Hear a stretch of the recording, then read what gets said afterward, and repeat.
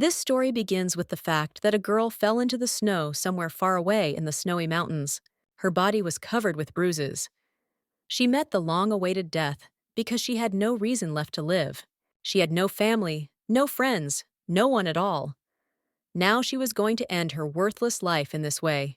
The girl closed her eyes and thought, dying from frostbite isn't that bad. The incredible landscape of snow-capped mountains was the last thing her eyes saw. After some time, a man in a black fur coat appeared on the horizon. He looked at everything that was happening and said, "Incredible." And even on her deathbed, this woman lies, as if the entire snow-covered field belongs to her. He stood a little longer, looking at the whole unfolding picture, and then said, "You are not cheating on yourself, Empress." The man then knelt down on one knee and said, "If you decide to say goodbye to life so easily." But as soon as the man began to speak, the girl weakly opened her eyes and seemed to recognize him. Then he picked the girl up in his arms and added, "I'll be happy to take you with me." The dark-haired man looked at her with a strange expression on his face and said, "Now you belong to me." And at that moment, the girl's consciousness turned off. Fragments of memories from 3 months ago surfaced in her head. Exactly 3 months ago, in the Thanatos Palace, someone was giving instructions to a blonde man. "The time has come. Kill the Empress." A girl in a red sleeping suit approached him from behind and continued, "Use Natasha, Your Majesty." And then her voice became a little quieter, and she added, "Get rid of the Empress and strengthen your position." The white-haired man clenched his teeth and looked forward with a mad look. Now he looked more like an angry dog. Empires of ice and gold, Thanatos, everything on this land had to belong to the emperor. But this is only formal. In fact, the emperor could not do anything without the permission of the empress. While the man was thinking about all this, the girl in red continued, "Leave the empress's brother to me." This girl already had a precise plan in her head on how to overthrow the empress. The empress's brother was supposed to become a scoundrel. The next stage of her plan was for the empress's brother to become the person who raped the emperor's mistress in the future. As the girl spoke, the emperor's expression became stranger. Then the empress will use all her strength to save her brother. But the more she tries, the more she will look like she is shielding him. The emperor's mistress clung to him and continued to reassure the young man that everything would be fine. This plan was thought out to the smallest detail. Evidence was to be found in the brother's room. Everyone will say that these are all the tricks of the empress because of hatred of the emperor and Natasha. The girl walked around the young man and clasped her face in his hands and said, "However, before that, you have to do something." After these words, she jerked him onto the bed, thus gaining a dominant position. While the emperor was shocked by what was happening, she continued, "Hands of the empress. They need to be connected. Deprive her of everything. Close friends, relatives, everyone she values. It was necessary to get rid of everyone. But even after all this, the plan was not yet over. At the reception, she will stand face to face with His Majesty. Then the second phase had to come. Then, in front of everyone at the reception, I will tell everyone that I carry His Majesty's child under my heart. This was to be the final act of this production, in which the Empress played such a terrible role. This will be her last appearance. Thanks to her brother the Beast and her jealousy, she will appear as a terrible woman, attacking her family. The eyes of the Emperor's mistress shone with madness. How wonderful, don't you think? Relatives and family would certainly have to try to protect the poor Empress. And, following the plan, it was at this moment that it was necessary to draw the sword and sprinkle the ground with blood. Thus, according to Natasha's plan, the Empress will not have a single chance to survive in such a situation. The girl smiled. This smile made her look even more distraught. She then decided to give orders. Then smear everything with blood. No matter how smart the Empress is, the death of all her loved ones will break her. When the plan was already at the final stage, a girl in white robes walked along a long corridor, accompanied by a maid. This was the 17th Empress of Thanatos, from the Empire of Ice and Gold. She walked with a cane all the time because she had a limp in her leg. The girl gripped her cane tighter with every step. Rosalind Vi Sunset was popularly considered the most beautiful, noble, and perfect ruler throughout history. She was an outstanding politician, an excellent diplomat who spoke 6 languages. This girl helped the poor by creating a medical facility. People also called her the Empress with a big heart. No one ever said anything bad about her. Therefore, even because of such a shortcoming, it never occurred to anyone to point a finger at her. Icy Rosaline was loved by everyone. The very appearance of this woman expressed greatness, but the problem was that everyone loved Rosalind. Everyone except the emperor, who was also her husband. Many years have passed since they became a couple, although it was just a performance for everyone. How dare he get rid of all my people? Even my brother was imprisoned. Guilloty, a fool blinded by envy. The girl walked along the corridor and thought, as long as I have someone to protect, I must hold on. The maid who followed her expressed silent sympathy for the girl and what she had to face. The girl mentally returned to the time when the Empress's leg was severely damaged due to the fault of the emperor. Then she came to her chambers and asked about Rosaline's well-being. And the Empress answered with a smile, "It's okay, I'll live." This answer was imprinted in the maid's memory for a long time. Now she remembered this, squeezing her fingers. She followed this majestic individual now and thought, "Your honesty will destroy you." A simple melody echoed in the corridor. The notes bounced off the concrete walls. This further emphasized the desolation of this place and the loneliness that the Empress endured. The maid called out to Rosaline sharply. She turned her head and looked questioningly at the girl. After that, the maid's face became strange because she could no longer keep this expression of pity within herself. The Empress decided to diffuse the situation. "Everything is fine. Won't you open the door?" Suddenly, the maid suddenly pulled herself together and announced loudly, "I will be by your side, Your Majesty." Rosaline looked at the maid and how much she believed in her powers, and then called her name, after which the Empress curtailed her head, and her lips broke into a barely visible smile. A series of illnesses and coincidences deprived me of close friends. Lady Charlotte, a wonderful maid, or my faithful supporter is the Minister of Internal Affairs, a man who was always serious, and even the captain of the nightly detachment, who faithfully defended me. Brave white-haired man. Their deaths were definitely the work of the emperor. There was no point in doubting this. Anna, this same maid, was the last person left with Rosaline.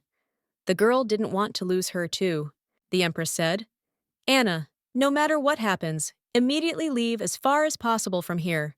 Just in case, I prepared things for you." Anna fell into a daze, and her voice broke into a scream. "Your Majesty, don't say that!"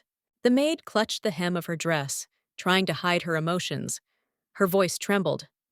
"What about me?" Then the girl bowed her head and said quietly, "How can I leave you, Rosie?" The Empress smiled. "Rosie! I haven't heard this name for a long time. Wait just a few days. The Count of Sorrento gathers his forces. As for Sunset Town." But Rosaline didn't let the girl finish. She smiled as if saying goodbye and said, "Open the door." Anna was even more perplexed. Her face showed quite obvious signs of distress. The girl clenched her teeth and realized that she could not disobey her mistress's orders, so she slowly moved towards the door. The door opened and someone announced, "Her Majesty the Empress has arrived." The measured click of heels echoed in the huge ballroom. "The Empress has arrived." The girl walked slowly through the luxurious hall, and from time to time caught glances at herself. The click of her heels and the sound of the cane hitting the carpet accompanied Rosalind. The Emperor sat alone on an elevated throne. Rosaline walked straight up to him. The man looked down at her and thought. Still, she hobbled on her feet. Disgusting woman. Approaching the Emperor, the girl pierced him with a cold gaze that chilled him to the bone. The man was a little frightened by this turn, which was noticeably reflected in the expression of his face. After a brief silence, he turned to her. "Why did you come to the banquet with a sore leg?" Rosaline looked at him and then said, "Even if I limp, I continue to adamantly follow my path." The man stared at her with even greater contempt and anger. He thought, "Witch." Somewhere in the distance stood a young man, on whose lips a suspicious smile spread as soon as he saw the Empress. It was Timon Crasus, Foreign Minister Amora. The man next to him surprised me with the arrival of the Empress. Tamon looked towards the girl again and stated, and in truth she appeared. The Empress continued to pursue her line. "Even when I stumble, I go in the right direction." The man sitting on the throne was surprised that the girl could say such a thing and clenched his teeth. At this time, the only thought in Rosalind's head was that if she were to die, she would die alone. She didn't want to sacrifice anyone else. For the protection of father and mother, and the treasure passed down from generation to generation. Suddenly, steps were heard from somewhere in the depths of the hall. The hem of the red dress that arrived was dragging on the floor. The girl covered her face with a red fan. Her outfit looked provocative. She greeted the Empress. Rosaline turned around sharply when she heard a familiar voice. She thought, Natasha Rowanti. She knew for sure that this reception was only for the delegation of 7 countries, and no one except the government could be present here. That's why the girl came in bewilderment when she saw Natasha here. Why did you come? Natasha covered her face with a fan and pretended that she was very sorry. It's my fault. I shouldn't have said that I was carrying the Emperor's child. Then your brother wouldn't have harmed me. As soon as Natasha said this, there was an immediate uproar in the hall. The nobility looked at each other and whispered. Everyone at once fell into general bewilderment. Have you heard? The Emperor's child, Mrs. Natasha? No one was at all embarrassed by the inexpediency of everything that was happening. Only the Empress understood where everything was leading. Natasha continued to play the comedy. She approached Rosaline and said plaintively, It's my fault. Then the girl took the Empress's hand and said, So please. An ominous grin froze on Natasha's lips as she approached the Empress and began to whisper, Please. But the Empress reacted faster. At the moment, she didn't care about the child. She was simply pestered by this shameless woman. A couple of moments later, Natasha fell to the floor as a result of the Empress's blow. Rosaline was holding a knife. Drops of scarlet blood were dripping from the knife, and Natasha had a bleeding wound on her stomach. The girl continued to lie on the floor and bleed while the noise continued to rise. The people in the hall were divided into 2 camps. One was called the Empress, and the other was Natasha. Someone desperately shouted that Natasha needed the doctor's help, and someone still did not realize what was happening. The Minister of Foreign Affairs looked at this picture with bewilderment. Someone continued to scream, Escort the mistress to safety! And the Emperor at this time rejoiced sitting on the throne. A smile bloomed on his face, which did not fit into what was happening at all. After hesitating for a moment, he gave his face a more worried look and shouted, Guards, what are you waiting for? The Emperor ordered the guards to immediately take away Rosalind's weapons. The girl stood rooted to the spot. Drops of blood were still dripping from the knife in her hands, and she could not move. That was the end. She looked at Natasha lying at her feet and realized that her blow was not fatal. The Emperor wished Rosalind a safe journey. After some time, someone finally cleaned up the banquet hall. Natasha was taken to the doctor. The Minister of Foreign Affairs still looked at the scene of the assassination with bewilderment. The Emperor was still seated on the throne. This man looked crazy. He shouted, The banquet is cancelled. The minister thought, He destroys the future of Thanatos with his own hands. A pathetic man who does not know what treasure he has with him. This is how the Empress became a criminal.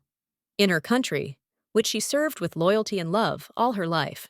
When it was all over, the Minister of Foreign Affairs looked at the wall for a long time and could not understand what had just happened before his eyes. The man who accompanied the minister at the banquet spoke. The Empress will probably survive this winter and die. A picture of a woman who was taken into custody immediately emerged in my head. Before overthrowing the Empress, His Majesty tortured her until she revealed the location of the family treasure. And even though she was tormented by hellish pain, Rosalind, who knew the Emperor's goal, held on. Day after day, they tortured her, beating her with a whip until she had a couple of 100 wounds on her back. This girl held on without making a single sound, even despite the pain and fear. Meanwhile, people outside the castle came to save her. The people began to riot. Ordinary people, for whom she did so much, took to the streets to ask not to kill Rosaline. They all unanimously said that this was their only request. Just show mercy once. Sometimes the Emperor went out onto the terrace. Then they addressed him directly, stretching out their hands to him. The man clenched his teeth again. I thought they would calm down after a few days. But there is no end in sight to the strike. If she dies by my hand, it will definitely cause resentment among people, so... And while the Emperor came up with a new plan, the Empress continued to spend her days in prison. This girl no longer looked like that majestic woman. Now she was covered in scratches and abrasions. One day, one of her tormentors came to her again, and, in order to bring her to her senses, poured a bucket of water on the girl. Drops of cold water flowed down her hair and into her eyes, but the girl's hands were tied to chains. Today, the emperor himself stood before her. Since the last time she saw him, he had become even more terrible. Just the expression on his face was already making her feel nauseous. In the end, I couldn't learn anything from you. You are truly the Empress of the Ice Kingdom. Even after so much torture, she did not tell me the location of the treasure. I wanted to take you to pieces and kill you, but... The man's speech was interrupted by shouts from protesters. He stated, "As you can see, it's very noisy outside. And it's true, if you listen, people rebelled." The man grinned again, feeling superior. "I will have mercy on you, so be grateful." The girl did not even deign to raise her gaze to this vile type. A few minutes later, the clanking of chains was heard, accompanied by the vile voice of the emperor. The empress was weaned from chains. "Hey, throw this woman into the icy mountains of Krolthuria."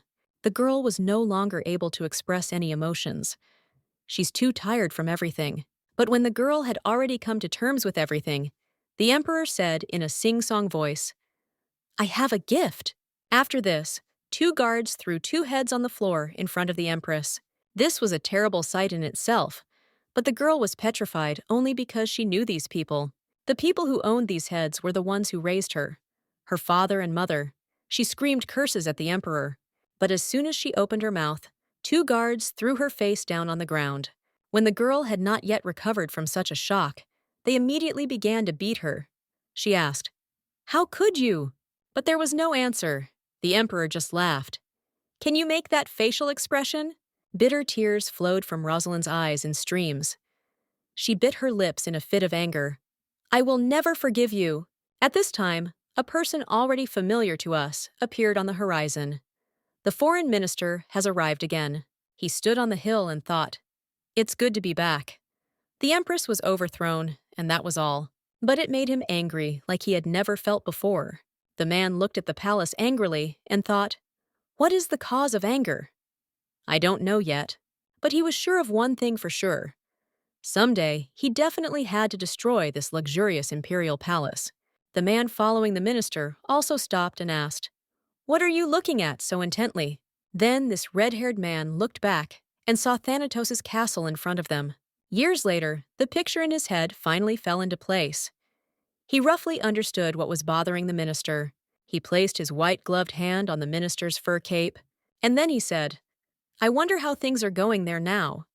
Rumor has it that she was thrown into the icy mountains of Krolthuria, and while the red-haired man was lamenting about what a shame this was, the minister was thinking about what to do. The minister stared at the imperial palace with even greater contempt in his eyes after hearing what he heard. He thought that this empress was much stronger than he could have imagined. She was also, in his eyes, far more beautiful than anyone else he had ever met, and he was sadder than any other woman he had ever known. The reason for this sadness was unknown to him, but in fact, it seemed to lie on the surface.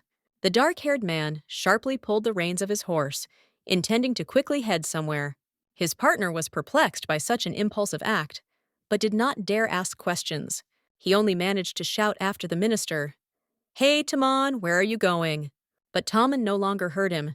He rode his horse faster than the wind and thought about something distant. The man clenched his teeth and now again looked like an angry dog who was winning food. At the same time, somewhere in the middle of the snowy emptiness lay a girl in light white robes. An indescribable cold ran through her body, and the only thought in her head was, "Am I going to die like this?" She cursed the emperor for all he was worth, and also asked for forgiveness from everyone who died through her fault. The girl wanted to mourn their deaths, but there were no more tears. "I couldn't protect you. People who were nearby, they all disappeared. I just wanted to do everything right. I wanted to become a good empress. Why did things turn out like this?" The girl lay in the snow, unable to even move a finger. With the last of her strength, she whispered, "Everything is fine," when suddenly Taman was next to her, who so abruptly went to her aid. He jumped off his horse and realized that he now did not have extra time to think about the correctness of his action. His heavy boots left deep footprints on the surface of snow that covered everything around him. He said, "Incredibly, Even on her deathbed, she will lie down, as if the entire snow-covered field belongs to her. Rosaline's face became increasingly icy from the cold. This is so similar to you, Empress. When the girl saw a familiar figure approaching her, she didn't know what to think. At this time, the man clenched his teeth tighter and mentally asked himself, why was she born in Thanatos? Taman looked at the girl who was lying in the snow and was about to die so calmly, not even clutching at life. Why did she have to be around that dirty bastard? But now he didn't have too much time to question everything. Taman embraced the girl's cold body and reproached himself for not finding this woman first. If you decide to say goodbye to life, I will be happy to pick you up and take you with me. The man ran his finger over the Empress's lips. They were covered with cracks and wounds from her own bites. Then the man thought that such an opportunity might not arise and kissed Rosaline. Now you belong to me. One day, out of curiosity, the deity decided to create a man. Joy, sadness, anger, hope, and other emotions jumped into the pot with interest. Pleased with the result, the deity wanted to show the creation to the main god. However, as soon as he was distracted for a moment, evil fell into the pot. Having appeared in this way, a person will henceforth always stand on the brink of good and evil.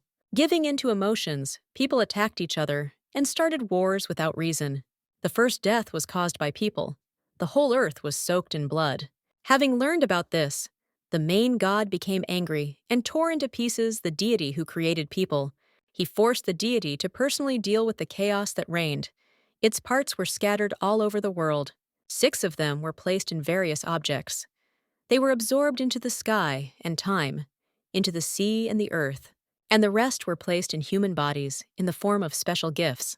They were divided into the gift of charm and the gift of foresight, weather, death, and life. The dark-haired man continued to kiss the Empress. This life could be breathed into another. He touched her frozen lips. Separating a piece from yours, the two raced as hard as they could on a black horse through a stormy snowstorm.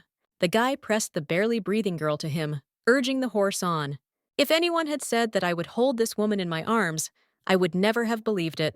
However, the deed has already been done. You must survive. Necessarily. They were carried away into the distance. The red-haired woman said in a stern voice, standing in front of a crowd of people, "Today we will set up camp here." The guys standing nearby and hearing the girl's words proclaimed, "What an idiot! How does Thanatos survive?" The girl looked at them with a slight grin and sentenced them under the arm. "Move around there."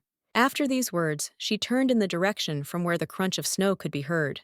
"Taman, where are you?"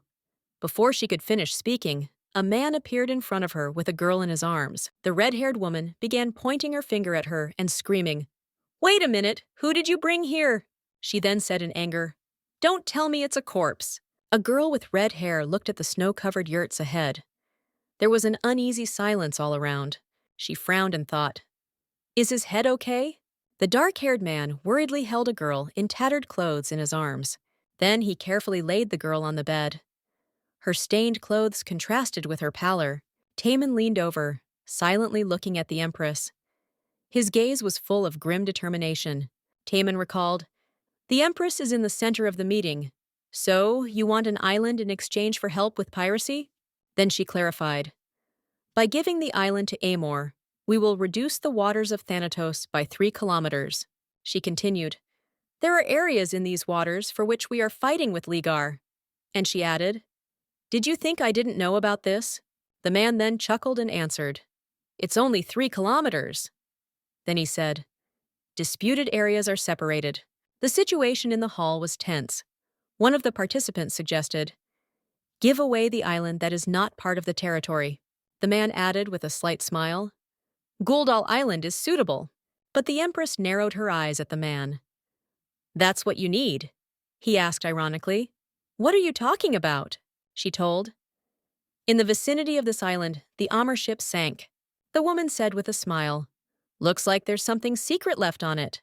The dark-haired man said with a gloomy look, "But it's too late.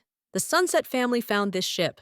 The Empress continued, "I will return to you everything that was there." Then she added, "But in return," then she smiled confidently, "you will provide a trade license for silkworm cocoons. Hands down?" The man stood by the bed, watching the girl. He thought, and that's how she got trading rights. He looked away and thought, boring and meticulous. Then he added, but brave and graceful. The empress on the bed was breathing heavily and exhaled weakly. The black-haired man looked at her with a tense expression on his face. The girl repeated again. Then darkness enveloped the man's consciousness, and he began to think. Was that power not enough? After which he thought, on the diplomatic front, you were the enemy, which I wanted to destroy. The man sat, hugging the girl, pressing her to him and said, so why can't I see your suffering? Then they merged in a kiss, and the man still couldn't leave his thoughts. The girl opened her eyes and looked at the man. Her gaze was confused. The black-haired man closed his eyes, his face becoming calm. The lady said, Tamon Krasis, after which her eyes widened in surprise. She looked at him and thought, what is this man doing? The empress withdrew her hand with rage and sharply hit Tamon. The sound of the impact echoed throughout the room. The white-haired girl in soiled clothes raised her hand to her face and asked, what are you doing? The dark-haired man then stood with a serious look and answered, I'm treating you, so calm down. She raised her head. Take me back to the mountains. He answered, I wish you were alive. The woman, covered in blood, recoiled sharply and looking at him, exclaimed. Her voice sounded shocked. After that, she tried to tear her hands out of Tamon's grip and screamed, don't come any closer, just let me die. He looked at her with a cold and gloomy expression, his eyes sparkling against the shadows. Tamon grabbed the empress's hand, after which he spoke, even after experiencing this. Do you care? For shame, insults, and even the loss of a family, without being able to take revenge. The girl lowered her gaze. He raised his voice. Do you want to be expelled from the place to which you dedicated your whole life and sadly end up in the icy mountains? The girl was silent. Her gaze was downcast. She just sighed quietly. Rosaline's lips twitched before she spoke weakly. Right. Tamon fell silent, his face hidden in shadow. He didn't say a word. The Pinkett then grabbed the man's hand as he held hers. I've always been a headache for you. Then she added, surely you dream of breaking my neck? The woman squeezed his hand with a pleading look in her eyes, her voice trembling. Please, don't humiliate me anymore. The black-haired man looked at her with a cold gaze, but did not answer. She stood in front of him and said desperately, kill me. The man held the girl by the throat. She said, don't humiliate me anymore. Just kill. And this woman is the deposed empress of an enemy country. According to her, she was my headache. Then he thought, this thin neck, if I put in a little effort, I can easily roll it up. Eyes in which the thirst for life no longer glimmers. I can make sure they don't open anymore. The man suddenly froze, looking at her angrily, and thought. But, Rosaline remembered and thought, so this is what you wanted. She remembered how he wanted to return what was on the ship, and how she asked in return for a trade license for the red cocoons of the Amur silkworm. But now she was pale and in soiled clothes, her hands clasped on someone else's gloves. The man removed his hands from her neck and said, as long as you want to die so badly, I won't let it happen. Rosaline sat up on the bed, and the man lowered his head. She looked exhausted and confused. Then Tamon leaned over the girl's leg and began to kiss her slowly, carefully taking her in his palm. The woman, covered in bruises, leaned over in fear and asked, what are you doing? After which he leaned towards her leg and said calmly, I told you I'm treating you. Then he added, don't move. The lady asked. Stop, Tamon said. I was your enemy, so from now on I will do whatever I want. But the empress spoke with a plea. Please, that's enough. The black-haired man pulled away from his leg and grinned. Rosaline tried to adjust her clothes and then said awkwardly, this is a request, so I ask. The man answered, request? If you want me to stop. Anger showed on his face. Then fight, Empress! After these words, he pulled her closer to him, looking into her eyes. He asked, are you begging someone? Then he added, don't make me laugh. Tamon turned his head, gritting his teeth. He said, if there is something you want, then fight. Fight and achieve it. I, as then, am ready to be a loser as many times as I like. A grin appeared on the man's face, his gaze full of determination. He said, "Don't be patient, fight." The girl looked at the man with a tired expression. Taemin asked, "Wasn't this your way of life?" It was a clear, frosty day. The snow-capped mountain ranges shone with snow. Taemin opened the curtain to the street and left the tent, looking around. Holding the curtain with his hand and letting in the frosty air, he looked back. The girl was still lying in bed, covered with a beige blanket. She slept soundly. Snowfall covered the city, and the tops of the castle began to be covered with snow. At this time, the emperor stood in the middle of the room in his castle. A subject approached him from behind. Without turning to his interlocutor, he asked with a grin, "Is she really dead?" Then the subject answered, "Yes, I'm sure." The emperor doubted. "How can you be sure if there is not even a body?" The subject continued, "I found traces of blood. It was definitely eaten by mountain animals." The emperor was silent. The fair-haired emperor calmed down a little. "Okay, what about the relic?" The subject became nervous. "This. We still haven't found her. It seems it was stolen a long time ago." The emperor was furious at the news and shouted, "This cannot be. Until recently the empress had it. The relic must be somewhere nearby.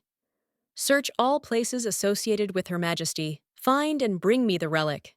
The emperor looked angrily at his subject. He bowed his head and answered, "I obey. Praise be to the son of Thanatos." His Majesty looked after the leaving man, clenching his fists. Then he raised his hand to his face and thought about something. Crap! The emperor covered his mouth with his hand. "I'm going to throw up." The power passed down from generation to generation. To the heirs to the throne of Thanatos was death. It passed to the heir when he became emperor. Depending on the heir, its power was different. Therefore, Gyoti's strength was not so great. This power could only be used on humans. Quietly inject a person with the plague and leave him to die painfully. Every time you use power, there is a return. And Gyoti, who recently committed the massacre of the empress's loved ones. Now I was just suffering from this recoil. The emperor bent down to the ground and covered his mouth with his hand. Moreover, even with such power, he could not kill Rosaline. All because of the wedding ceremony. During the oath, Emperor Thanatos drips his blood into holy water and sings it to the empress. This was one of the rituals showing that spouses should not go against each other no matter what. He wanted to kill her in another way, but her family's family jewel protected her. The emperor, sitting on the floor and covering his mouth with his hand, coughed and laughed at the same time. Finally, he succeeded. The emperor burst into angry and hysterical laughter, after which he screamed throughout the room, and his scream echoed. "Serves you right. Was it you who was outstanding? Look now, she's dead." The blond man was visibly jubilant. He began to gloat even more. "You should have known your place." Suddenly, the man turned to the side, noticing an object approaching him. The smile on his face instantly disappeared, and his eyes widened instantly. A large painting fell a meter away from the emperor. He screamed and then crawled back. After the incident, all the maids and servants came to the loud sound. "What happened, Your Majesty?" They began to surround him from different sides, asking questions. "Are you okay? What's going on here?" He answered with a dissatisfied face. "Nothing special. Lift me up. Also, throw away this damn picture." The maids picked her up and held her in their hands. Raising his gaze, he became even more angry and frowned, looking forward. His gaze fell on the painting of Empress Rosaline, hanging on the wall. As servants walked past, he peered at this picture. The emperor winced and felt disgusted. After that, in a moment, he put his hand on the hilt of the sword and abruptly pulled it out. He mercilessly cut Rosaline's painting into pieces while shouting furiously, "Die, die, this witch!" The emperor shouted, "Please die!" All the servants present, hearing this, looked at him in fear. After some time, he bowed his head in front of this picture, lowering his sword to the floor. The man looked wearily at the completely cut-up portrait of Empress Rosaline. His sword fell loudly to the floor from his hands, leaving behind a tense silence in the room. The emperor, beside himself, sank to his knees and clasped his head in his hands, sighing while surrounded by servants. The town began to be covered with even more snow, and it was getting cold outside. Many people walked in a caravan through the sandy desert. The road did not promise to be easy. The people ahead rode their horses with complete confidence in their actions. The scorching sun broke through the scattered clouds. It was incredibly hot. The former empress pressed herself close to Taman and thought, I'd rather be left to freeze in the snow. This stuffiness contrasted so much with the usual weather of the places where she came from. The girl thought, how long have I been with him? She remembered the day when she opened her eyes and saw the silhouette of a man looming over her.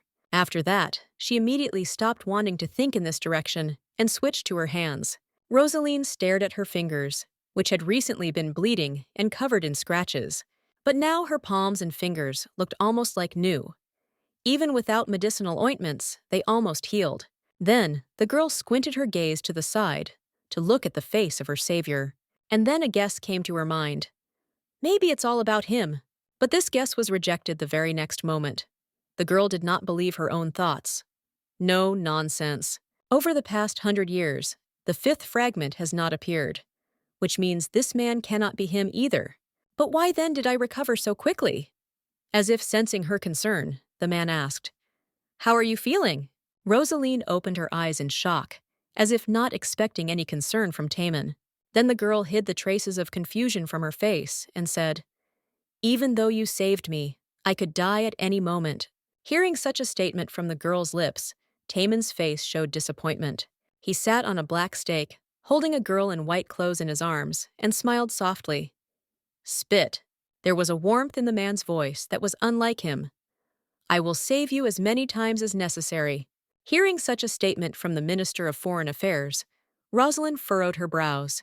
The next moment, she glanced sideways at him again, wanting to make sure that he did not have any hidden intentions.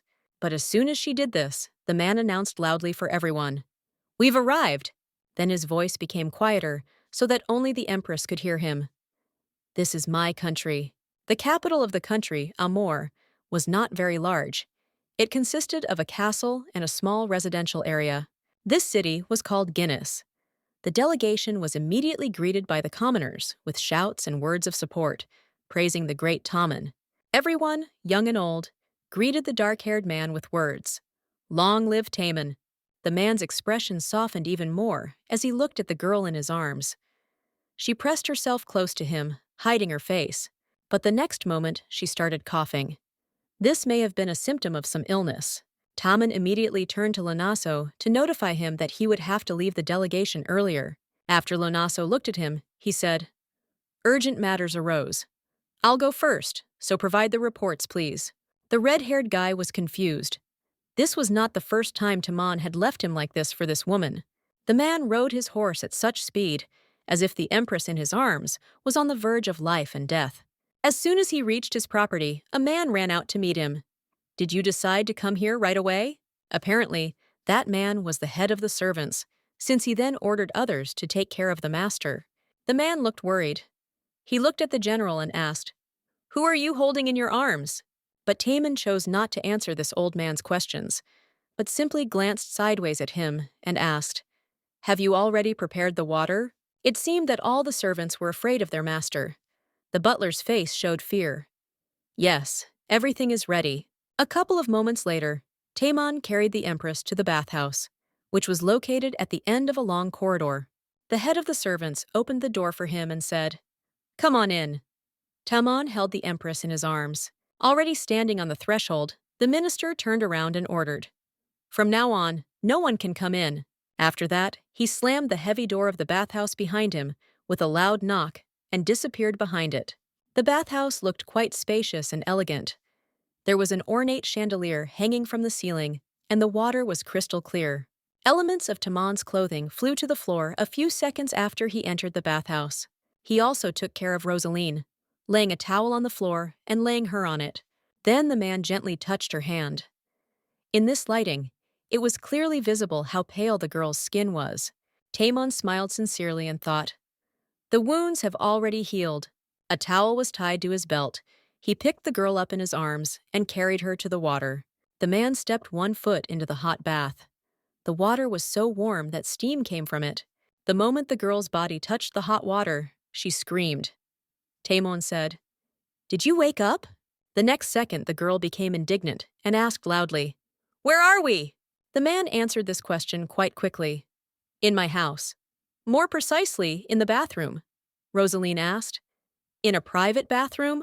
Of course, I heard that in Amor they like to take a bath because of the heat, but even people who are not from the nobility could afford such a room. But the girl snapped out of her thoughts the next second. Her gaze fell on something strange. She looked at the rack where the clothes were hanging. There, among the things, there was also a dagger hanging for self-defense. He was suspended by a rope from a wooden hook.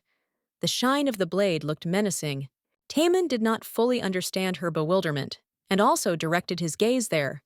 What are you looking at like that? The next moment, the girl rose from the water, looking at the man and calling his name. She continued, You made the wrong choice when you decided to save me. Then the man smiled lightly, as if understanding where she wanted to lead this dialogue.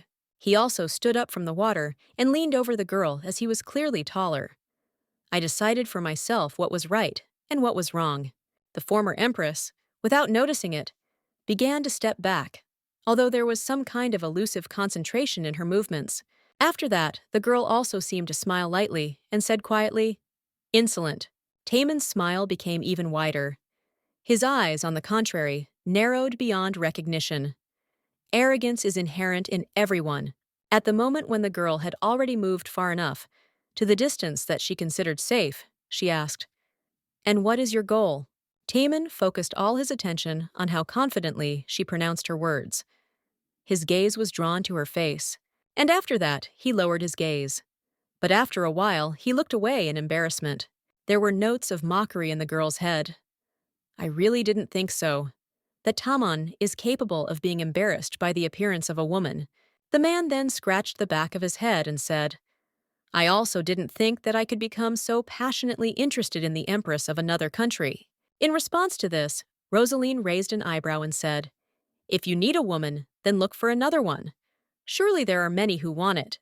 Taman continued to smile and retorted, Of course. However, they are all not you. The next moment, the girl tried to move away. You say so, like you only need me. The man was approaching. That's right, you're the one I want. At some point, Rosaline found herself on the curb of the bathhouse, standing on dry land. Nonsense. I have nothing. Meanwhile, Taman began to realize even more where everything was leading. You're wrong. You have a lot. The next moment, he began to list all the good qualities he saw in Rosaline. Your experience, mind, body, and your heart. He came closer to her as the empress moved away.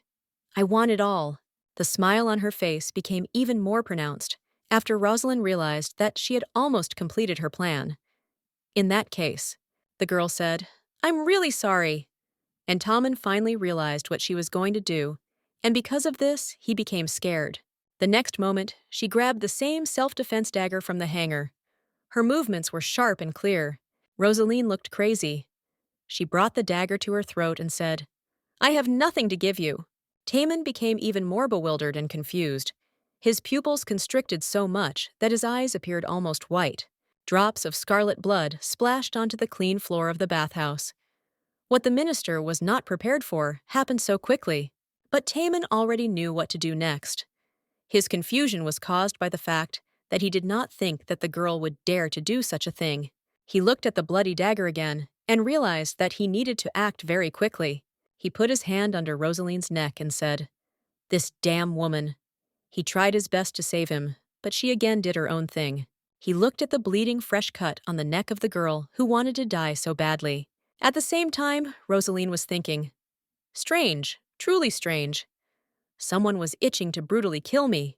The next moment, Taman pressed his lips to the bleeding wound on the girl's neck. And save someone. After a few seconds, she gradually began to come to her senses. She certainly didn't expect this. It was not possible to die. Then Taman picked her up and said, Thank God the wound is not deep, the girl thought. Crazy. The man clenched his teeth. Drops of blood were still visible on his lips from his recent resurrection. How dare you die? Rosaline began to gradually open her eyes. She heard, You left yourself to the mercy of fate. The man then finished his sentence. And I picked it up. The Empress's head immediately recalled how cold she was in the mountains. There was warmth in the minister's voice, although his face said otherwise. And he saved you by giving away his life force. Having finished, he hugged her tighter than ever. That's why I hold you in my arms so desperately. The Empress was still coming to terms with the consequences of her uprising from almost the afterlife, and mumbled something, and Taman clenched his teeth and hissed through them. So, know this. He squeezed his hug even tighter and said, now you are mine. Meanwhile, on the main street of the city, everyone met the delegates. It was lively. From the crowd, someone called Lonaso. Lonaso immediately recognized this voice. It was none other than Queen Amora Teorentia Rantif. The girl asked, why don't you go to the royal palace, but stand here? And he was just thinking, Taman, asshole! And while Lonaso accepted his fate, the queen frowned and asked, are you ignoring my words? The girl was perplexed about the delegate's silence, and the delegate himself did not know what to do. Then, he finally decided to get off his horse and somehow explain the current embarrassment. By no means, Your Majesty. Thanks to Her Majesty's care, we returned safely, the girl said. I knew you were on your way, but she could not even imagine that the delegates would return today. And then she wondered, where is Taman? He said the first thing that came to mind. He was probably angry with Emperor Thanatos, which is why he was struck down by illness. Lanaso continued. Taman could not tell his subordinates about this, so, having warned me, he immediately went to his domain. And in truth, if you see the Emperor of Thanatos, a disease that did not exist will appear. Because they are a sickeningly disgusting race. It seemed that the queen believed this story, made up on the fly. By the way, I'm worried. This is the first time the disease has made itself felt, and then she said something that caused poor Lanaso to go into shock and mentally bury himself. I have to go to him now. Lanaso began to dissuade her. Or maybe later?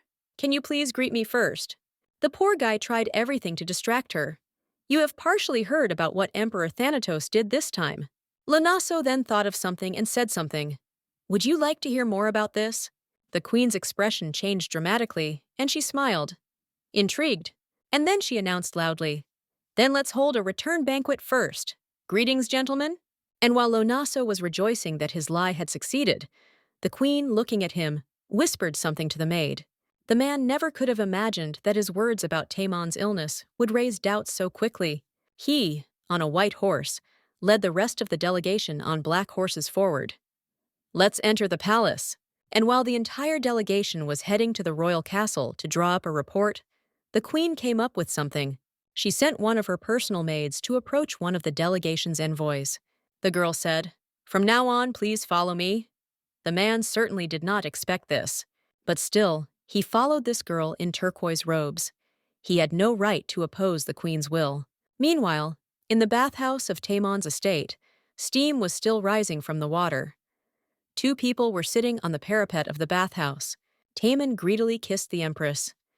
He did it as if now was his last opportunity in his life to kiss her. The door to the bathhouse remained closed all this time. No one dared to enter, as the owner ordered them. The empress narrowed her eyes and thought, is he really treating me this way?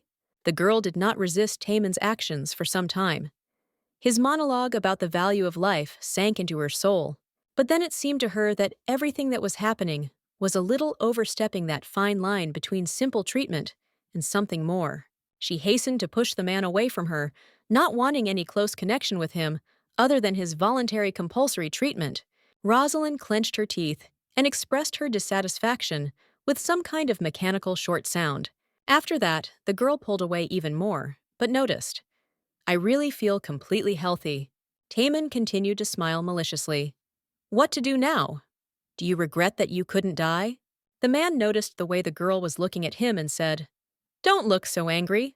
This is your look and expression. And then he said something that made the empress mentally return to the past. I'll make them hot. She became more and more fixated on his words about her gaze and involuntarily recalled a moment from the past. That day, her ex-husband, the emperor, spoke to someone from the nobility, the place where I sleep. I don't know if this is a bedroom or a stable outside. Instead of hugging the empress, wouldn't it be warmer to sleep hugging an ice doll? Someone made unflattering comments towards the empress. Any man in front of this woman will cool down. The girl clenched her lips even tighter, as if she didn't want to return to her past anymore. She asked quietly, leave me alone, Taman. And the man replied, What if I don't want to? Then the girl asked, do I look like the kind of person who will listen to orders? She stated it quite honestly. Yes, I left myself to die, and you picked up what you think will come of it. After these words, the girl's face became very serious, and her eyebrows frowned. Will I live or will I die? I'll decide that myself. Hearing this from the Empress's lips, the man involuntarily exhaled. Deep down, he understood that the girl must also want to live. There was another hint of disappointment in his eyes. He knew that he couldn't change anything on his own. Right. But at the same time, he was glad that the Empress had regained her former determination. It's definitely you. He also knew that the girl had changed, not the one who longed for her death, forgetting about everything. He clearly remembered the emptiness in the eyes of this poor woman, at that moment, when his hands closed around her neck. But now Tamon looked at the girl sitting in front of him and thought, this you is 100 times more beautiful. The next moment, he raised his hand to Rosaline's face and exhaled. That's how you are.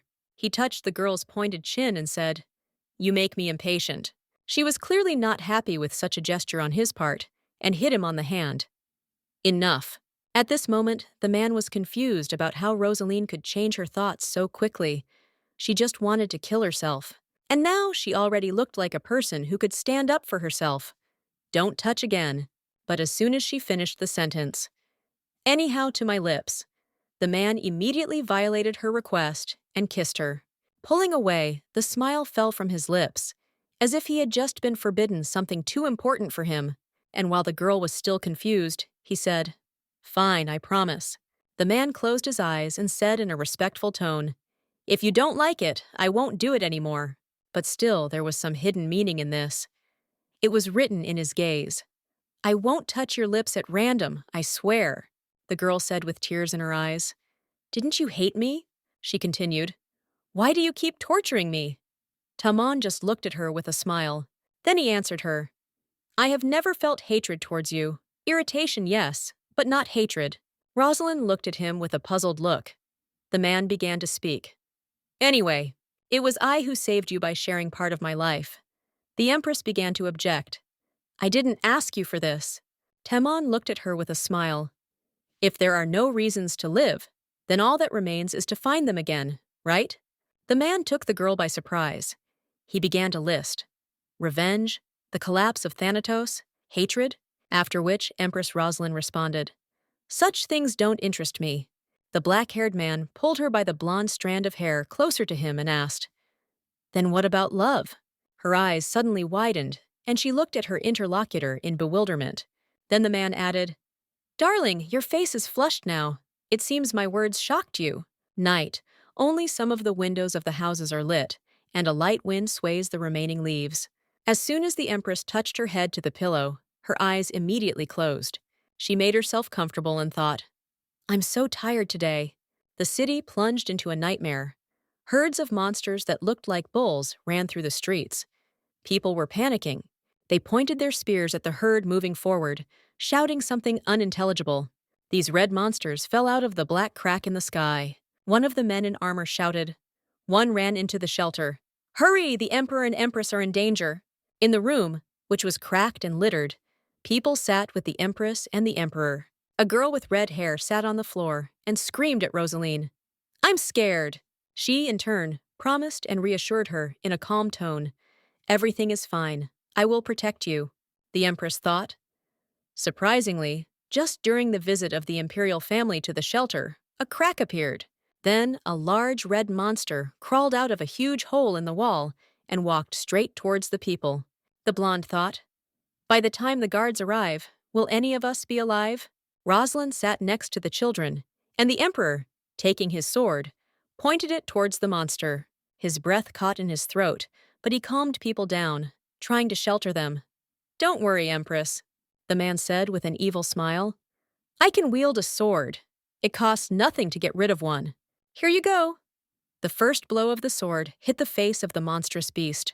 It immediately opened its huge green mouth and let out a loud, deafening roar. The beast became even more angry and headed towards Empress Rosalind and the little girl. The Empress's face turned pale and her eyes widened in fear. She said, dangerous.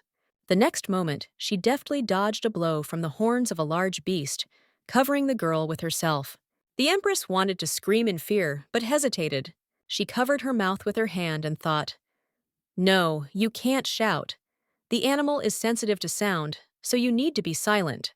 The Emperor, pointing the blade of his sword at the monster, shouted, "You! I'm not finished yet.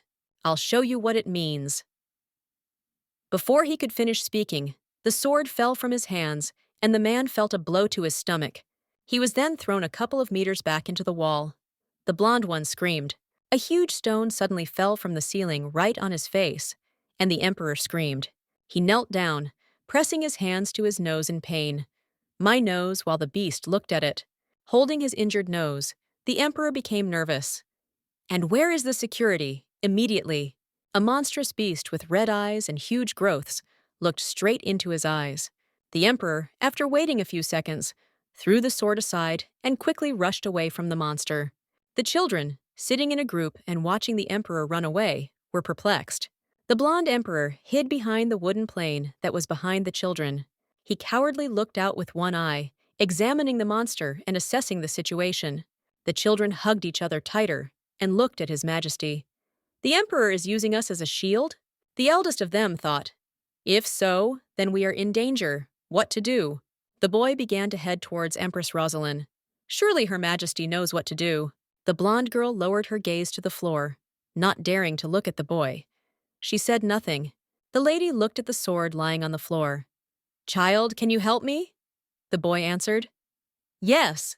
"Amazing. If the beast runs away and crashes into the door, we can get out."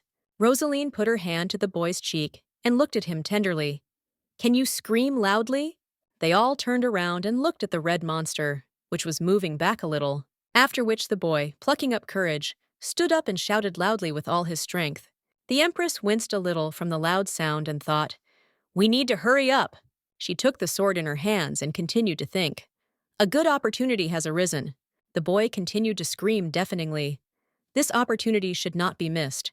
While the boy distracted the beast, the blonde Empress held the sword in her hand and slowly approached the monster. Suddenly, she took the hilt in both hands and swung at the red beast. The Emperor, who was behind the three children at the raised table, looked out in fear. The man watched everything that was happening in bewilderment. The three children huddled closer together, hugged each other, and trembled with fear. Having thrust the blade of the sword several times into the monster, it fell dead to the floor. Empress Rosalind exhaled with some relief as beads of sweat ran down her cheeks. Then she turned around, her hair stained with the blood of a terrible beast. The pink-haired girl, standing with a sword in her hand, turned back and looked at the Emperor. The blonde man looked first at Rosalind, then at the children, and did not know how to justify himself. The children looked at him angrily, huddled together. He started. "I am the Emperor of this country, and my safety comes first. Why are you staring at me like that?" Rosaline squeezed the hilt of her sword even more in anger, listening to His Majesty's excuses. The man screamed deafeningly, holding his head in his hands. The bodies of the stricken red monsters lay in the city, and the guards in blue cloaks continued to save people. A few days later, the palace of Thanatos, as before, stood covered in snow. The Emperor and Natasha, who was leaning against him, stood in the room. She said, "Well, you give it, Your Majesty." The Emperor was distracted from his lover's words and looked forward at the figure walking towards them. Empress Rosalind and her subject walked past them with a straight face, remaining calm. Her facial expression was calm. She tried not to react to this meeting in any way. Mistress Natasha, standing next to the man, looked contemptuously at the Empress. After a couple of seconds, she noticed Rosaline walking, leaning on a cane. Passing by the girl, Natasha said to the Emperor, "You were right, Your Majesty. She is limping." He grinned and said, "Yes, but for a cripple, she acts very arrogant." The Empress continued to walk forward along the red carpet with her companion, trying to ignore their words. Rosaline suddenly wakes up in bed, realizing it was all a dream. Then she stood up a little, rubbing her forehead with her hand, and thought, 3 years have passed since that day. She became sad and continued to think, "I wonder if that kid is okay." She recalled how the brave boy screamed uncontrollably in front of the beast to save them. The Empress continued to think, "Before the banquet, I left him a gift. He will definitely protect him, but the blonde lady resolutely rose from the bed and stood up, looking around the empty and dark room. With short steps, she headed towards the bulky balcony in only her sleeping robe. Rosaline approached him and thought, "Now I can die." With one deft movement, she opened the doors to the balcony. The cool night wind blew across her face. Then, her eyes stared forward, surveying the unprecedented expanse. In front of her from the balcony, there was a magnificent view of the endless and blue sea. She leaned on the fence, thinking, "Is this the sea I've only heard about?" The Empress looked with pleasure into the distance of the sea surface, continuing to think, "So this also exists." The girl bowed her head and closed her eyes a little. Not a bad look before dying. Rosaline slowly prepared to climb over the fence in order to end her life. At the last moment, she sat down on the partition, dangling her legs towards the sea. "Thank you for showing me the sea, Tamon." Her feet carefully slid down, and she was ready to feel the cold of the seawater. At that moment, the black-haired man saved her again. He hugged the girl, thereby preventing her from falling. "It seems that from now on, I must be alert even while sleeping." The girl leaned against his face. Bummer. In one motion, he pulled Rosaline towards him and took her in his arms. "I thought I should change my promise. I will treat you when you are sick or injured. I mean, I'll do whatever it takes to keep you alive. But there are some problems with the treatment method. Do you understand what I mean?" He looked at the girl's face. "Even knowing this, you continue to do such stupid things," the man continued. "Should I think that this is what you want?" Rosaline was indignant. "What? If so, you can say it in words. Even if you don't try to die, I will listen to you at any time." In response, the Empress asked him to stop talking nonsense, to which Tamon only smiled. He brought the girl into the room. "Since you're awake, how about a walk?" She spoke. "I won't go, let me go." She closed her eyes nervously, thinking about the black-haired man's words. After a while, they raced on horseback. "Where are we going anyway, Tamon?" he answered. "I don't know, to a good place." He glanced at Rosalind next to him with a grin as he said, "Hold on tight." He continued to smile, thinking, "Seeing her healthy, I think that my abilities are not so useless." 5 years ago, Tamon was lying on the bed. Body temperature rose significantly. The disease, which was passed down from generation to generation in our family, began to torment me too. If I had not accidentally stumbled upon an old manuscript in the corner of the family library, I would have died without knowing the truth. The lost fifth piece of power was called life. The reasons why it has not appeared since the appearance of others. There was no person who could withstand the power of this force. If the accumulated heat is not relieved over a certain period of time, the heart will stop. The way to release this heat was to throw it out, or give it to someone. The simple solution was to just be with girls. But strangely enough, I didn't want to do that. He felt sick from the smell of powder, and he covered his nose when he was near the girls. The girls asked what was wrong with him. While he hurriedly left them, Tamon tried to restrain himself and simply walked away from the fair sex. He thought, moving away to a decent distance and letting go of his nose with his hand.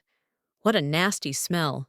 Remembering Rosaline, he continued to think, but if you look, this woman did not have such a smell. He emerged from his memories and brought himself to his senses. What am I even thinking about now? After which, a woman's voice was suddenly heard, and the man woke up from his memories. "Tamon Crassus," he asked. "What's happened?" Rosalind, being in his arms, asked again, "What kind of place is this?" The man smiled and said, "This is my personal forest. That's exactly what I wanted to show you." The Empress, stepping on the cool ground with her bare feet, stepped back a little. Tamon, continuing to hold her hand, listened. "I didn't know you were such a spontaneous person."